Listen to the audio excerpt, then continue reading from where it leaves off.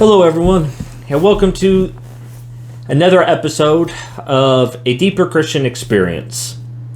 So, today we're trying something a little bit different. I've been trying to break through and get more consistent with what I do. I've really felt like part of what's holding me back with my channel is that I'm just not putting out on a regular basis. And then I start to put pressure on myself to do better, or put out higher quality, or have everything right. And then I end up screwing up and not doing it. It's been a real battle back and forth as I try to figure out how to do this.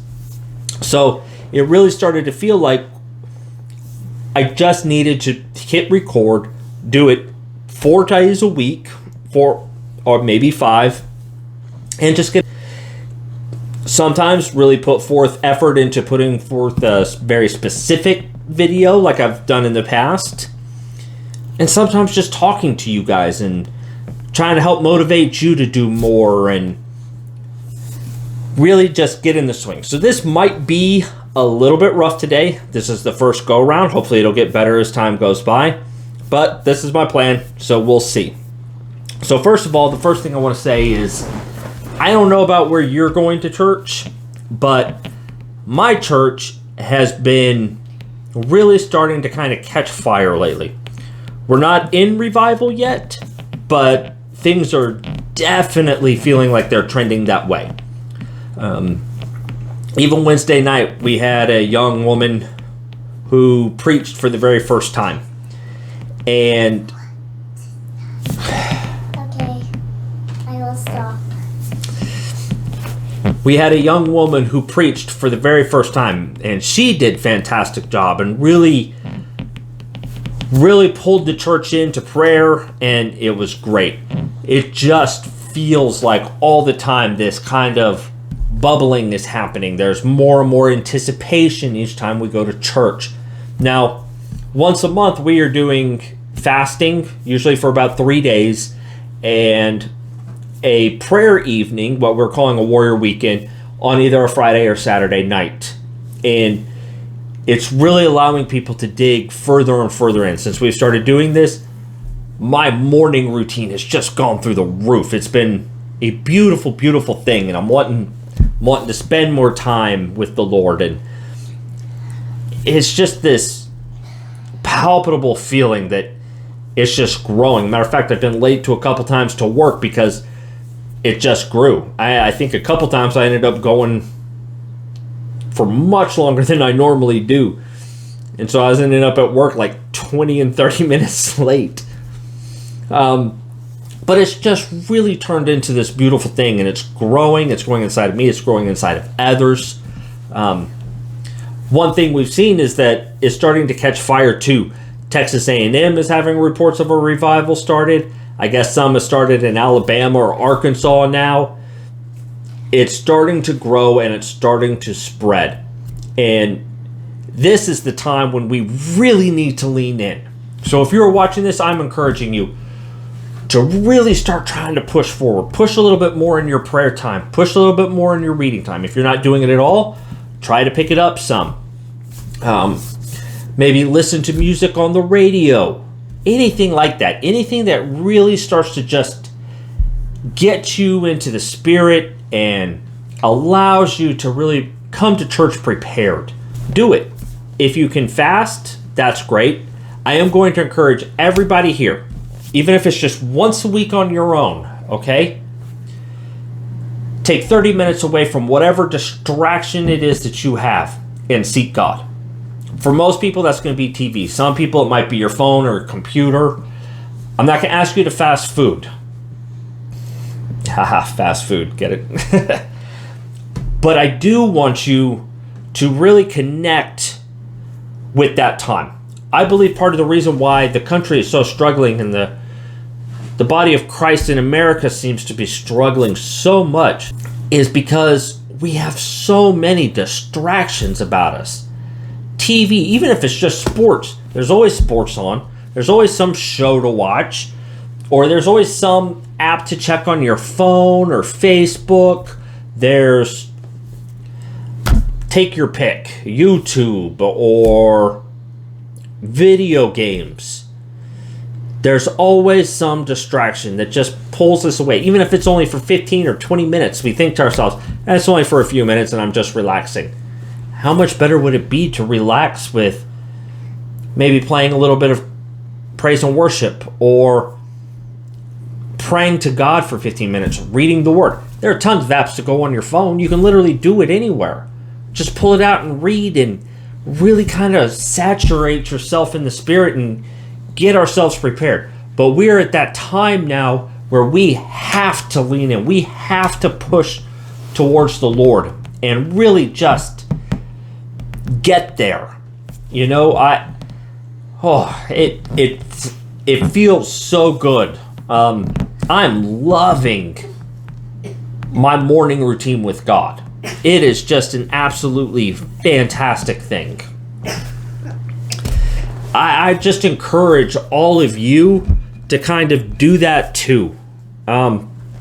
Just 30 minutes once a week. Everybody can put that up, and if you can do more, please do more. But I want to really push across that this is that time when we need to lean in and really just seek God with all our hearts. All right?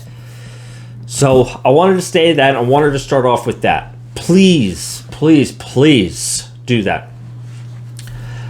Something else, and I'll talk more about this later in other episodes and stuff. Try to love your neighbor. Anybody out on the street. Anybody that you don't know. People you do know. Whoever. Try to love them. If you can, buy something for somebody at a convenience store if you can afford it. Even if it's just a soda or a big gulp, it means the world to people when you can do that kind of thing. Something I've learned is that when you do that kind of thing, if you're anything like me, you have a tendency to go to the same convenience store. The people in there start to learn you. They appreciate what you do. And it's as much a witness to them as the person that you're buying it for. And it can just be an extremely powerful thing. So I want you to encourage you to do that. Talk to somebody. Try to push to bring them a little bit closer to Christ, or invite them to church. Okay? Again, if we're close to revival, we want to make sure we're getting as many people in there as possible and that we're doing God's will. Okay? Best way to get to revival is to do the Lord's will. All right? So now we're going to shift a little bit, and I'm kind of going to do a little bit of a news thing. We're going to look at some news publications, and we're just going to discuss maybe briefly some of the topics. Hopefully this segment will get a little bit better as time goes by.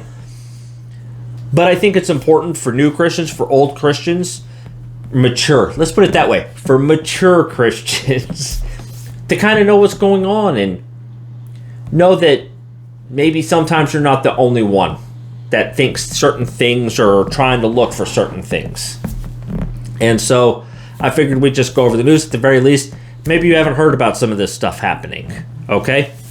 So we're going to start with a kind of an offbeat one. I kind of like the news from this side. I found them, 5 or 6 years ago. All this guy does is he collects newspaper articles and stuff from around the world, and he puts it on his site, and then it's called End Time Headlines. So I'm just going to go through this first page here and see what's going on. And the very first one is the one we already talked about. Revival flames have spread to Texas and Alabama. We already know that. I talked about this briefly. It's going to start popping up. I'm hoping to put Oklahoma on the list here real soon. Be praying for your state. Be praying for your church that it'll pop off there. Okay? The more places, the better. Okay? And believe me, this country needs revival. Whole world does at this point. All right. The next one up here is U.S. Department of Veterans Affairs updates mission excluding gendered language. So, is this really a surprise to anybody? We have a government that's ran with horrible leaders who want to push forth every ridiculous thing they can. Okay? They don't even pick people for jobs in government that are qualified just based on whatever minority group quota they gotta fill. So there's no surprise here. It's whatever. Anything to downgrade anything that makes any sense.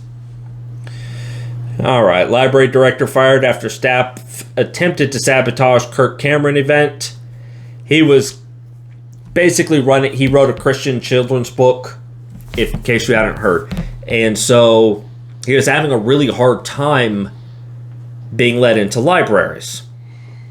And he was wanting to show that good books can go out there too, just not drag show kids reading hour thing or garbage. Well, one of them was they did some not good stuff. I'm not exactly sure, and I'm not going to try and read the article while I'm on here. Well, might as well. Let's take a look. So it apparently, well, the guy lost his job. Last month, Cameron, Duck Dynasty star Missy Robertson. I've never seen that show, so I don't even know who that person is. And women's sports advocate Riley Gaines joined forces for a children's storytime event at Hendersonville Library, about 20 minutes northeast of downtown Nashville, Tennessee. They had all written children's books published by patriotic and God-centered publishing company Brave Books. So shout out to them.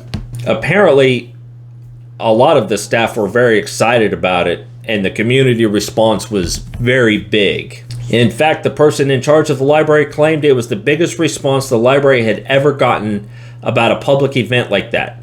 Missy Robertson, the wife of Jace Robertson, said on a recent episode of Blaze TV, Unashamed with Phil, I don't know what that is. Alan Morales is who the director of Hendersonville Library was at the time. He started a campaign in the community to shut the event down without officially canceling it, because then he knew that it wouldn't be good for the library. Okay. Apparently hundreds of people still showed up for the event, but apparently some of the staff started trying to disrupt the proceedings. I guess they were just, while they were trying to do certain things, they were making loud noises, dropping books or kicking cabinets, blaring music at a library. That's kind of funny. And that's what happened. Sad, but funny. But at any rate, it made such a big deal out of it that the guy ended up losing his job over it. And that's kind of the thing you get when an entire country starts to become more and more polarized against each other. We're going to see kinds of things more and more often, where neither side just seems to be... Now, I'm going to be honest. I don't think we should be tolerating any part of the other side. It's sin. Straight up. And they're clearly not going to tolerate Christians and conservatives. Their plan is to straight come after this. They've said this before. They want the children. All of it. So that is in fact happening. Okay, so another one for the White House. Transgender official in White House says changing kids' genders will soon be fully embraced. This is that, Surgeon General, who is a guy but thinks he's a girl, and so he's crazy. I don't know how else to put it. And he's really not qualified for the job. It just goes to show continually what's going on in government. But this is a surprise to nobody. It's not even a big deal. Apparently, Poland has just became the first member of NATO to pledge fighter jets to Ukraine. Talk about a slow roll to World War III. I mean, I don't want war to happen, but does it seem like anybody else this is the direction and that everybody knows it's the direction? I mean, what? If we're going to do it already, my thought's almost like, well, let's just do it and get it over with. But the longer it takes, the more we can pray, and maybe this can come to an end without us having to go to World War III. If we're really fortunate, the Lord comes back this year and we don't even have to worry about World War III. That's what we're praying for right there. I don't care about solar flares. All right, let's see what else here. Let's try Fox News now. So I guess Trump's could be possibly indicted. This is just more of the partisan politics. They're going to go after him because they see him as the biggest threat to winning, and they absolutely do not want him to win again. So I'm sure there's some other stuff, but I'm not really seeing anything too major right now. I'm only going through the top little bit here. Biden claims he is the only Irishman who has never had a drink and is surprised some relatives aren't in jail. Yeah, I think we're all surprised most of your relatives aren't in jail at this point. After ducking questions again one day after press revolt. That's probably because he won't answer the banking questions. But does anybody really believe that he's never drank? He tells everybody he's Catholic. I don't think anybody even really believes that, including Catholics. But I don't know, Catholics are kind of going off the rails now, so I can't say that either. Some of them are holding to their faith in a good way. Christ, that's what I mean. Don't get it confused. They're holding on to Christ and are washed clean in the blood of the Lamb. Okay? Not all Catholics are going to hell. Some, but there are some Pentecostals that are going to. So that's basically a brief sum up of the news. Not really anything too much to go into there.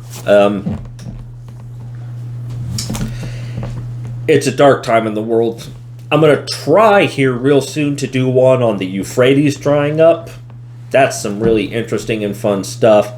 I want to do something with ChatGPT. And the banking system. The banking system, man.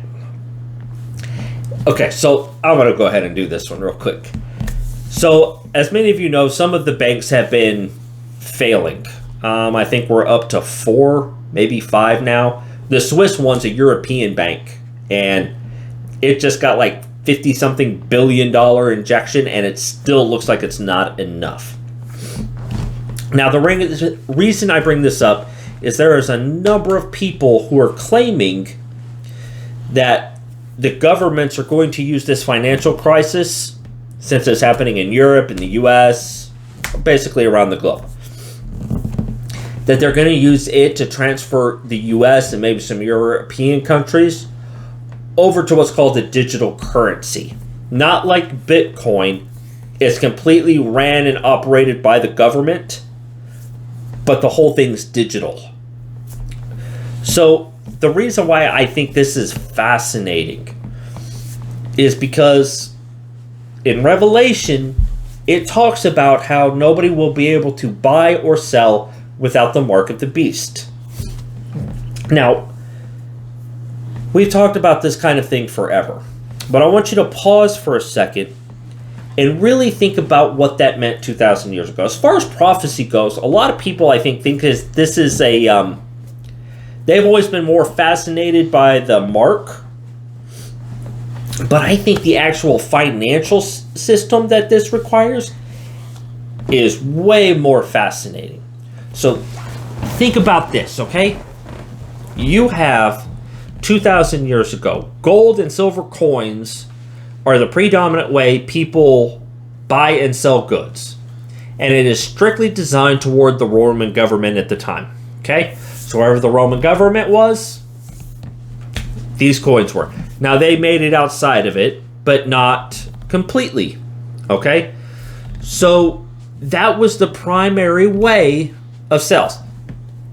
Now, not the whole world was obviously owned by the Romans. They had conquered most of the world at that point, but not the whole thing.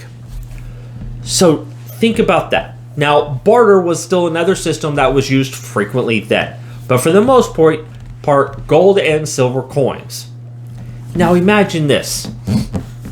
The Antichrist is not going to allow anybody to buy or sell without the mark of the beast. How do you accomplish that with gold and silver coins and barter? You can't. Regardless if Rome took everything over and gave everyone marks, how many greedy people are out there that are still going to trade with those they're not supposed to in secret. Now, this still may happen even in today's age, but it is much, much more difficult with the digital currency. What's more is monitoring everything back then would have been impossible. You can't do that. But now, if everything switched over to a digital currency, well, that means all of a sudden that the government wants to shut off your account. It doesn't matter what you do or who you talk to. You're not buying or selling goods. Straight up. So think about that. Think about how close we are now to that versus 2,000 years ago. Monitoring it, okay? The mark of the beast has gone into huge ways. And there are a number of ways you can do that. But the digital currency can make things, it becomes mind-blowing to think about the finances, just being able, with a push of the button, for somebody to be able to buy or sell. Just like that. And it doesn't matter where they are in the world. Because now, all your currency is on a computer. Paper money has no value to anybody. As a matter of fact, think about this. Even if you have a chunk of gold or a pocket watch or something, how much can you even exchange it? They can keep you from exchanging it into currency because everything's digital. Look at how much of the process just for buying stuff now is digital. Am I saying that all these banks closing is going to put us there? No, I don't know that. But with the advent of digital currency, or crypto even, we are looking at finances in a totally different way. And it brings to life and light to a prophecy 2,000 years ago. It's the same with the Euphrates River. Even if it's drying up because of dams, I want you to think about 2,000 years ago, a prediction saying the Euphrates River is going to dry up. Look at how big that river is. 2,000 years later, it's drying up. We'll go further into that later. But I just want you to think about that. We are starting to see fulfillment of prophecy in a way that people couldn't even imagine 100 years ago. Maybe the damming up of things. But nobody was picturing digital currency 100 years ago. This is where we are. Now, I know a lot of people say, well, I don't think about that because I'm not going to be here. And thank the Lord, I don't plan on being here either. But you got to admit, it's still kind of cool to look at and see how God works things the way he does. It's just to see God's prophecies and plans, I guess, just come to fruition in the start of it. Oh, man. It is the coolest thing on the planet. All right, I'm going to leave you guys there. I love you guys, and I'll see you next time on A Deeper Christian Experience. Good night.